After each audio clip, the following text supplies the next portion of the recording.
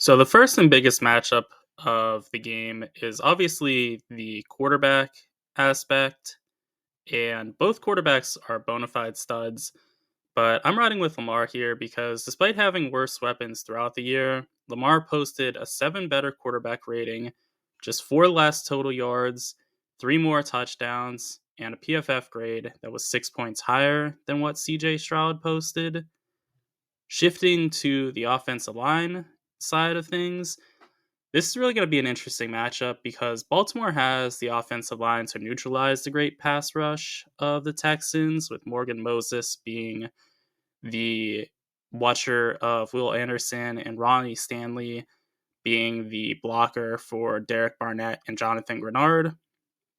They're going to struggle to have some rushing success, though, because Baltimore ranks third in rushing expected points added, but they're facing an elite run defense in Houston, who ranked first in rushing success rate.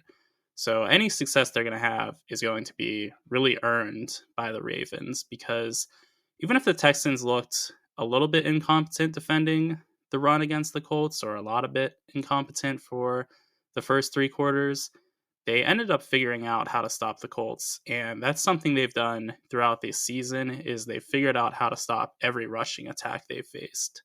Something that would worry me if I was a Ravens fan is the Ravens receivers against the Texans defensive backs, because though the receiving core for the Ravens is much improved from what it has been in years past, it's still not perfect. And really, the Texans have an elite corner trio. So though Zay Flowers and Odell Beckham Jr. are really solid targets, I'd rather have every Houston corner over every Baltimore receiver, because Derek Stingley is just elite and Steven Nelson is very solid. So I think the Texans have the matchup advantage in the receiving versus defensive back department against the Ravens. So that's one thing to watch out for, is how are the Ravens going to get consistent offense, because it's going to be hard to rush the ball, and it's also going to be really difficult to pass against this vaunted Texans defense. Shifting to the other side of the ball, there's a lot of give and take for the Baltimore defensive backs, as Brandon Stevens has the physicality and just straight up physical matchup to go against Nico Collins, as he only gives up a couple inches on Collins, whereas most cornerbacks give up about half of a foot in height against him. So that's going to be difficult for Collins, because he's used to just bodying whoever he goes against. And Stevens also is roughly as fast as Collins, as he ran nearly identical 40 time as Collins did. So that's really nice. But the Ravens are going to be without Marlon Humphrey, which is a pretty big loss. Humphrey didn't have as great of a year this year, according to PFF grade, as he has in years past, but he was still very solid and is definitely an above average corner at the very least. So there are some causes for concerns for the Ravens defense as well, because you're going to be down your best corner probably, and you're going against a passing offense that's led by CJ Stroud. Just for perspective too, Nico Collins was the 3rd graded PFF wide receiver in the league this season, and Brandon Stevens was the 44th best corner. So he's really solid as a defensive back, but the talent gap is still pretty large. But after that initial matchup, I think the Ravens are pretty solid in their regards of defending the Texans. Surprisingly enough, the Noah Brown loss is actually pretty large for the Texans, because he was really having a solid season. He was averaging about 57 yards a game and was clearly the number 2 option when Tank Dell went down. So that's just another receiving option for the Texans that's going to be missed. John Mechie was somebody I was kind of high on coming out of Alabama, but he is not really produced in the NFL to this point, which is not all his fault. He had a bout with cancer very early on in his career and has not really had too many chances to thrive in the league so far. But it'll be interesting to see who's able to produce for the Texans because, again, Nico Collins should have success against his matchup, but Robert Woods is going to have a difficult time being defended by Arthur Marlette and Kyle Hamilton. And John Mechie is going to have his work cut out for him as well because really Ronald Darby is a very solid number 2 in the absence of Marlon Humphrey. So there is still some talent on the defensive back sides of things for the Ravens. It's going to be interesting to see which injured side does better. I'm expecting the Ravens to have the edge because they just have less of a numbers injury at this point, where the Texans are down 2 guys, the Ravens are down 1 key guy. It's going to be interesting to see how it plays out. Moving to the defensive line now for the Ravens, Baltimore should have success pressuring Stroud. The interior offensive line for Houston is a bit weak, and Travis Jones plus Justin Madubuike should be able to have success against them. Really, the interior, aside from Shaq Mason, is really a weakness for the Texans. So I could really see Stroud having difficulty being able to climb the pocket, which is really going to make his life miserable because he's not going to be able to buy time like he would like to. And Jadeveon Clowney and Odafe Owe are both good edge defenders that they can pressure on Stroud as well, even with Fant and Tunsil being good offensive tackles as well.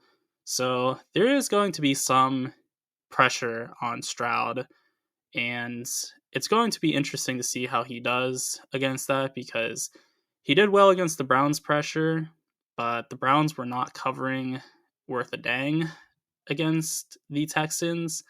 So it'll be interesting to see how he does just being challenged incrementally more difficultly than he was last week, as the Ravens, they have the ability to get pressure on you, but they're also going to be covering more nicely than the Browns were last week.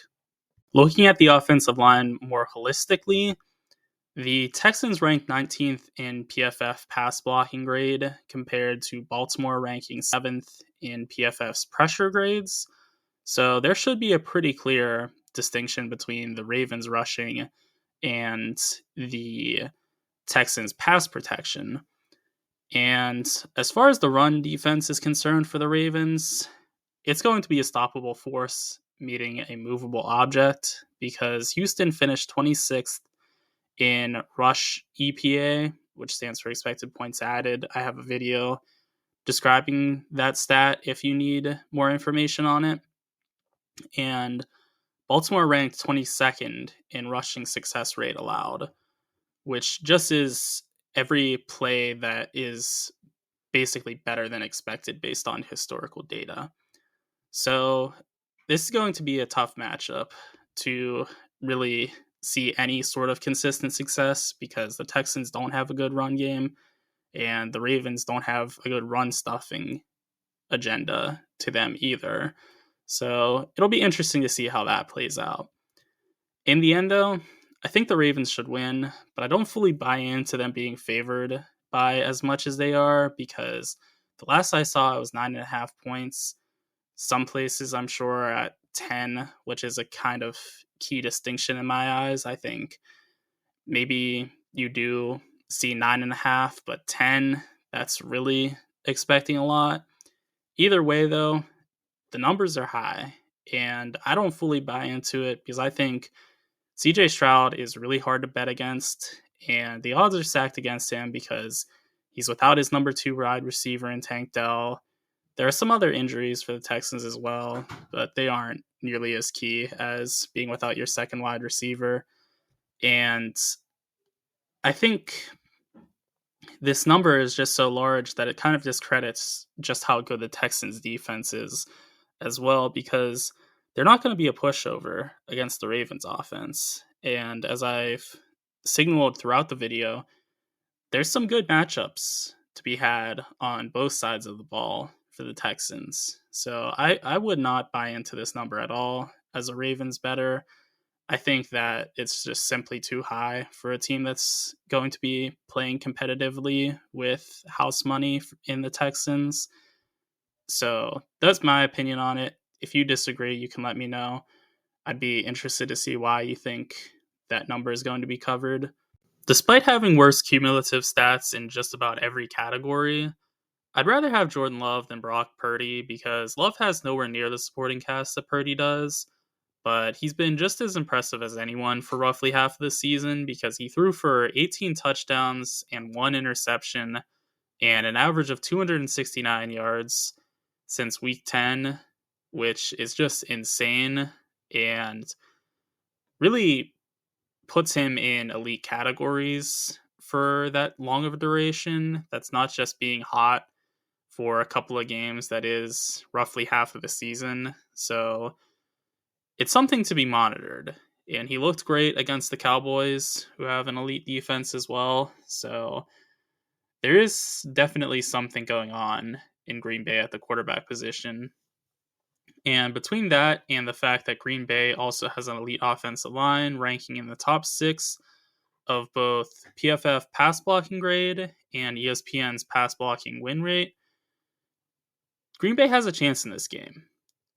That's magnified by the fact that Green Bay can attack the one weakness that this 49ers team has as a whole as well, being their run defense, because Green Bay ranked 10th in rushing expected points added, and that's compared to San Francisco being ranked 24th in rushing success rate allowed. So Green Bay can be able to attack some weaknesses here, and they're going to be able to be strong against the strengths of the 49ers as well. Receiving wise, Green Bay can match up the talent of San Francisco's cornerbacks as well, with Dontavian Wicks, Romeo Doubs, Jaden Reed, and Christian Watson being a great four-man rotation.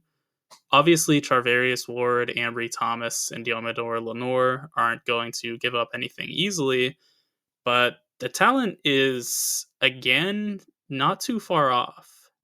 I think Ward is pretty clearly the best player out of this collection of guys, but really everybody else from there, you could argue, is better than the other person. And that really makes things interesting because Green Bay is not going to be just getting pushed around on offense then, which is going to be interesting to see how the 49ers react to that because in general, they just have much more talent than the opposing teams' offenses have.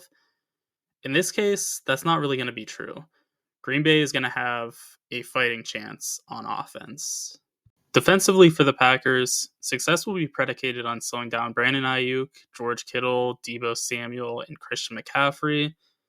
And that's where things get tricky because they have a great corner in Jair Alexander and a solid coverage linebacker in Devondre Campbell. But beyond them, there's several weak links for Kyle Shanahan to attack. And that's the last thing you want to hear if you're defending the 49ers because Kyle Shanahan's bag is just about infinite. And if he has multiple guys to attack, that's just going to be a real headache to deal with.